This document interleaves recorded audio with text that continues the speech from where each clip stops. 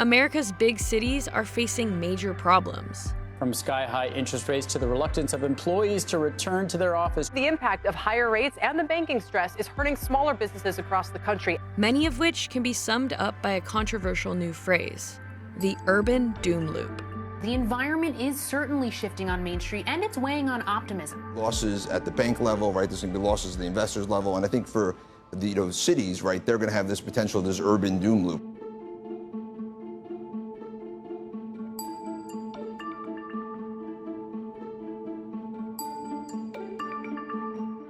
Columbia Business School professor Stan Van Nieuwerburg coined the term. Here's how it all works. Early in the pandemic, a lot of office sector workers started working from home. And here we are 3 years later, many of them are still working from home at least some of the time. All of that has led to a large reduction in the demand for office. We see a lot of companies downsizing. We see a lot of companies not renewing their leases at all and consolidating. And with this demand decline for office comes declines in the revenues for the owners of those offices and value declines in these offices. Declines in property values reduce property tax revenues for the city. Because cities have to balance their budget, they now need to cut spending. That means less money for public safety, for sanitation, for transportation, for education. Makes the city a less attractive place to live. People migrate out, property values fall more, less money, more people moving out, and the city gets into an urban doom. So this is what they call a doom loop, right? A doom loop, for those of you that are not familiar, and I want you guys to start using these terms and use it correctly, right? But a doom loop is basically this cyclical process in which everything is interdependent on each other in order for you guys to be successful, but it's failing at one point within that loop, which then causes everything else to suffer as a result of it. So I'll give you an example. Let me rewind it a little bit, right? Your city budget is largely dependent on the people that continues to contribute into the coffers. Taxes, right? Taxes, in some way, shape, or form, you are being taxed. And everything that you do, you are being taxed. Somebody said you need people in the offices. You are 100% correct. I'll give you another example. When you guys say our schools are falling apart, or we don't have any money to invest in our schools, or why is it certain areas get better schools, or it seems like their schools are well maintained, or they had the best teachers, and so on and so forth, it's all based off of your property taxes. So if you have a declining tax base, the population leaves, not productive members, no businesses investing, no people to then be able to pay property taxes and buy properties within your cities.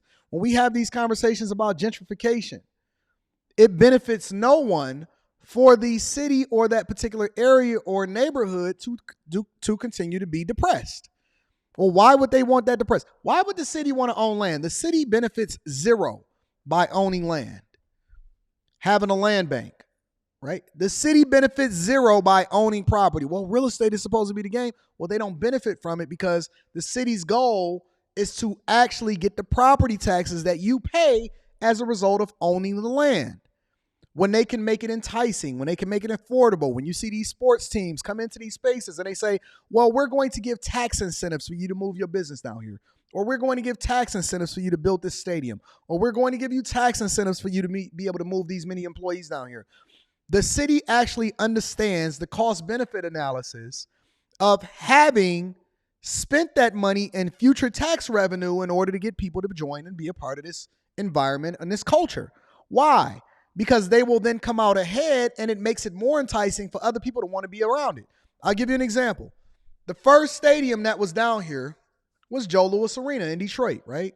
Joe Louis Arena was an anchor in Detroit. They called that an anchor.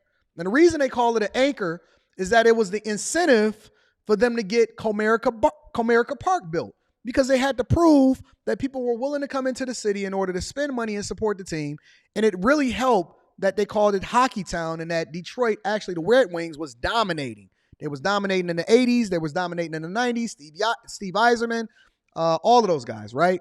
And so it was an anchor because it then showed and proved that we need to have the Detroit sports teams in the city. And so they already had the Detroit Tigers here because the Illich companies, which also owned the Red Wings, had a stadium here. And so they built a new park called Comerica Park, and they built it directly across the street from Little Caesars, right? The Little Caesars headquarters and the Fox Theater. Well, the Illich companies also owned Little Caesars headquarters and Fox Theater, right?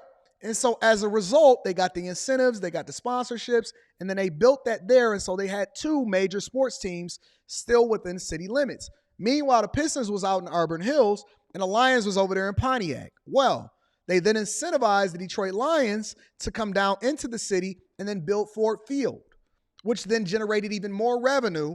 And then all the while, Dan Gilbert, who owned Quicken Loans and Rocket Mortgage, which was the literal biggest mortgage company in the United States of America, then incentivized even more because he had real estate down in the city and they created bedrock companies.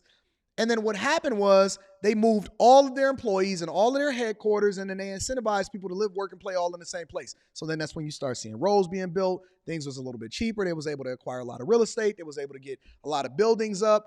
And so as a result, he then issued a stock holding that called Rocket Companies that then put more money in the coffers, which is now they're building the Hudson site, right? Meanwhile, they were trying to get the Pistons and the Red Wings to get a new stadium. So the Illich companies then bought up a bunch of land in Detroit that was all in the same area. If you look at Detroit right now and what's happened over the last 20, 30 years, everything is beautiful now because this plan is called urban planning still started to take place, which then created an environment which is ideal and why the city is starting to bloom today, which was also exacerbated by the cheap land and the cheap opportunity that came along with the recession in 2008 when the city filed for bankruptcy, right? And so they built Little Caesars Arena, which is literally right down the street from where my office is. And then they enticed the Pistons from leaving Auburn Hills to come back into the city so that they can share the same arena with them. Well, what does this do, right? It actually creates the loop that empowers an economic engine to continue to grow within a city that then makes something vibrant. And then after y'all figure it out, it's too late because all of the prices continue to go up. And then you try to get in and you say it's a part of gentrification, when in reality it's called city planning. And if you were a part of the city council meetings every single Tuesday within the city of Detroit, you could have seen how this is all playing out. You can see exactly what's happening. You know exactly what's going to come. You can then anticipate how you can invest in certain areas to then make money as a result of it and be a part of this economic revival instead of calling it gentrification. Right?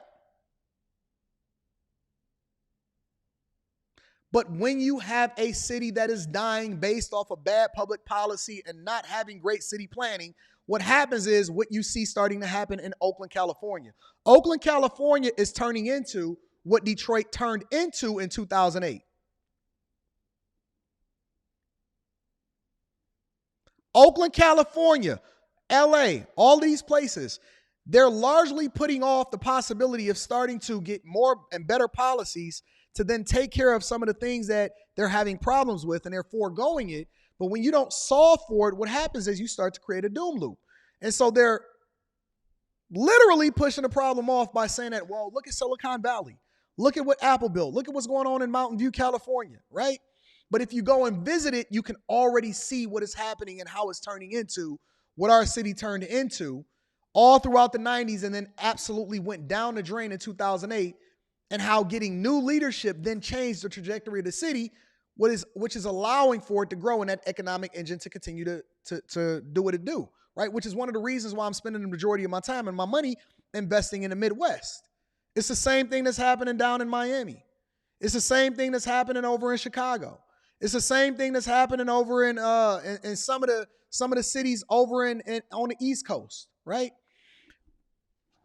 When you don't solve for one of the things that then allows for a city to thrive, if you're not putting money into education, if you're not putting money into infrastructure and public transportation, if you're not putting money into reinvesting and incentivizing companies to then build in that specific city, if you're not making it walkable, if you're not looking at city planning and being a part of these meetings to understand exactly what's going on, right?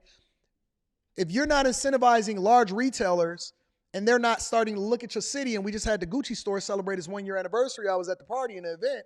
Right? If you're not having those conversations and understanding where the money is moving, then what happens is somewhere in that cog that creates a doom loop that then prevents the city from continuing to grow and then ultimately is going to start reversing and you're going to start to see a domino effect of everything starting to fail as a result of it.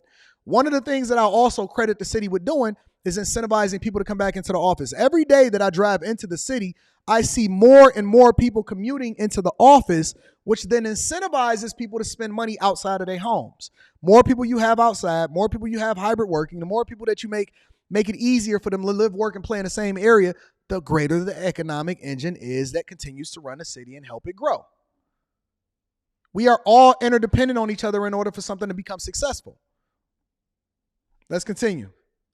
Makes the city a less attractive place to live. I won't even shop at a Gucci store, or I'm incentivized to spend more money at that particular store, whereas I would have went out to spend money over here, or when I'm in New York, or when I was in Japan, I was like, oh, I want to buy this, or I want to buy. No, I'm going to wait till I get home to spend money in my own city. Yeah, you can make the argument and say, well, Gucci is a major international company, but the fact that they look to invest in Detroit and they're paying rent and they're filling out some of the building spaces that then incentivizes other buildings or other businesses to then come and surround them is an incentive for us to grow within the city. And so I spend money within my own city. It's the reason why I moved my office in downtown Detroit. It's the reason why I continue to invest in the city, because I want to be a part of the fabric, not just running to the hottest place at that particular moment like they did over in Atlanta and they did in Houston, but they're not a part of the economic engine that continues to help it to grow. Migrate out, property values fall more, less money, more people moving out, and the city gets into an urban doom loop where its fiscal health spirals down. At the height of the COVID-19 pandemic, remote work policies prompted many employees to leave their city and move to new states. These population outflows have long-term implications for cities, which rely on tax revenues for funding. Property tax revenue in New York City is about half of all tax revenue. Commercial property tax revenue is about 10% of all tax revenue. So if the value of that falls by 40%, we're talking about a 4% hole in the budget. So if New York City's budget is $100 billion per year, then they get killed. Then now you're talking about a $4 billion hole in the budget. That's a $4 billion shortfall. Correct. That has to be made up somewhere else. Rich people pay a disproportionate share of income taxes. In New York, for example, a few thousand taxpayers are paying half of all taxes. Migration has become easier because you can leave the city without leaving your job. So if a few rich people or families leave, that could leave a large hole in the budget. The technology sector has been more permissive to remote work, and so those cities tend to be affected the most. Which is one of the reasons why California is suffering, is because there's a lot of people, and again, this is one of the problems that come from working from home or come from working remotely or allowing people to be able to work wherever it is that they are, is because A, you remove the tax benefits of them actually living, working, and playing all in your state, in your city. And then two, for the people that generate a disproportionate amount of the income that actually pays the majority of the taxes, it creates a large hole within that budget. So when you're seeing everybody getting sick of and tired of being overtaxed, and then all of the services that was substandard over in California in different parts of it, and they said, you know what, I want to go over there and work in Las Vegas because it's a hop, skip, and a jump away, and I can still fly back and enjoy California weather. Or I'm gonna go over there and I'm gonna move over to Houston. Everybody sold their houses and they moved over into Texas. What they really was saying to you is, we're taking our dollars and our tax revenue and we're moving over into a different economy, which then forced California to start trying to plug holes within their budget by doing dumb stuff that's not actually best for them or conducive for them. When you see a city like San Francisco and all of the businesses are leaving and it's not safe and they don't have a budget for the police and they're not recruiting effectively and their school's starting to fall apart and crime is running rampant, that means the doom loop is absolutely running and taking over and becoming the worst possible thing for that particular economy, specifically your local economy, that's not best for you. Stop voting people in based off of whether or not they look like you. Stop voting people in based off of their sexual preferences. Start voting people in whether or not they have a plan and they're participating in the economic process, especially city planning, that's then going to be conducive for your children when they grow up, because you want your property values to go up. You want it to be a viable economic city. You don't want to have to jump around. You want to have a base. You also want to be able to build a business in that particular place, and you want to see how you can benefit and profit from it from a real estate perspective as well as from a business perspective. Let's continue. Think of places like San Francisco, Seattle, West Coast cities sort of more generally. The urban doom loop isn't just a theory. It's playing out in the real world, with landlords finding themselves financially underwater and regional banks facing a credit crunch. So when I'm a landlord and I want to buy a building, typically I'm going to buy it with a combination of my own money, my equity, and a piece of debt. Because real estate is such good collateral, banks are generally willing to lend a lot of money. So typically there will be 60, 65, sometimes even 75% debt and 25% equity, right? So that would be a typical financing structure for a commercial real estate building. And then typically the debt will be fixed rate. The only difference is I'm not paying off any principal, which means that 10 years later when my loan comes due, I need to refinance that loan. Now normally that's not a problem because normally the value of my office will have gone up in these past 10 years. But what if it doesn't? Except for What if the value when you don't have any tenants and everybody is in all of these office buildings is empty, and then you have to refinance in order to continue to stay afloat, and you're a commercial property business owner and that's your business and you suffer as a result of it. The three biggest people that were going to suffer as a result of the pandemic was the airlines, the hospitality industry, and then commercial real estate. And if you ever want to find out what the health is of a specific economy, of wherever it is that you can go and look at their malls, go and look at their commercial real estate, go and look at their commercial planning and see whether or not these people are actually making the best decisions as far as solving for the real issues that they're going to face in the future.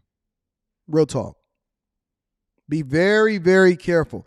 Anything that you're doing, the whole point of this show today is to help you to understand that anything, literally anything that you're trying to solve for, if you want to understand what industry you want to go into from a financial perspective, if you're trying to figure out what career you want to do, if you're trying to pick a spouse, if you're trying to understand where you need to invest your money, if you're trying to figure out where it is that you want to invest in real estate, where you want to move to, what's the best city for you, what's going to be the growing economy, so on and so forth, always come back to understanding where the money is going.